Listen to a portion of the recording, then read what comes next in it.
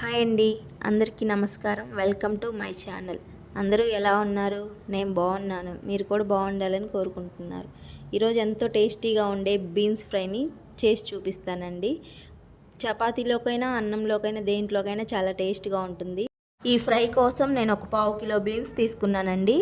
ముందుగా బీన్స్ని చిన్న చిన్న ముక్కలుగా కట్ చేసుకోవాలి. పెద్దవిగా కట్ చేస్తే ఫ్రై అవడానికి టైం పట్టిద్ది. అలాగే ఒక ఆనియన్ కూడా తీసుకొని చిన్న చిన్న ముక్కలుగా కట్ చేసి పెట్టుకోండి. పచ్చిమిర్చి కూడా ఒకటి తీసుకొని నిలువుగా చీలికలుగా కట్ చేసి పక్కన పెట్టుకోవాలి. తర్వాత స్టవ్ ఆన్ చేసి కళాయి పెట్టి ఆయిల్ వేసుకోండి.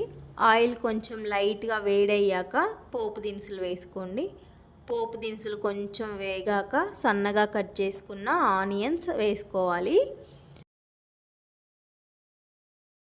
ఆనియన్స్ కొంచెం లైట్గా ఫ్రై అయ్యాక నిలువుగా కట్ చేసి పెట్టుకున్న పచ్చిమిర్చి చీలికలను వేసుకొని ఫ్రై చేసుకోవాలి.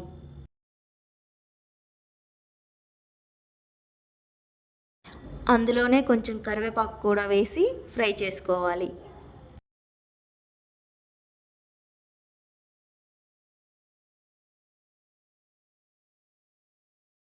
ఆనియన్స్ పచ్చిమిర్చి కొంచెం ఫ్రై అయ్యాక సన్నగా కట్ చేసి పెట్టుకున్న బీన్స్ ముక్కల్ని వేసుకోవాలి.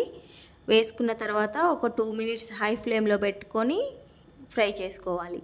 కొంచెం సాల్ట్ పసుపు కూడా వేసుకొని ఫ్రై చేసుకోవాలి.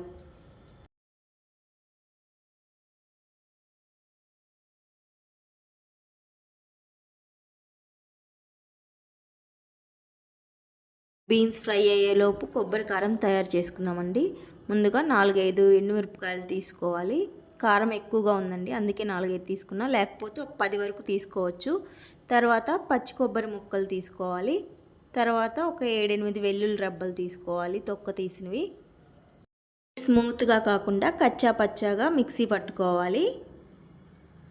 బీన్స్ ఆల్మోస్ట్ ఫ్రై అయిపోయాయండి. ఇంకా కొబ్బరి కారం వేసుకొని సిమ్లో ఒక 2 మినిట్స్ ఉంచుకొని ఫ్రై చేసుకుంటే చాలా టేస్ట్ బాగుంటుందండి.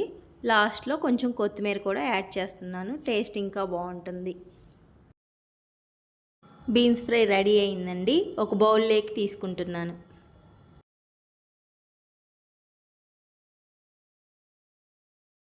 అంతేనండి ఈ వీడియో. ఇంకో మంచి వీడియోతో మళ్ళీ కలుస్తాను. అంతవరకు బాయ్.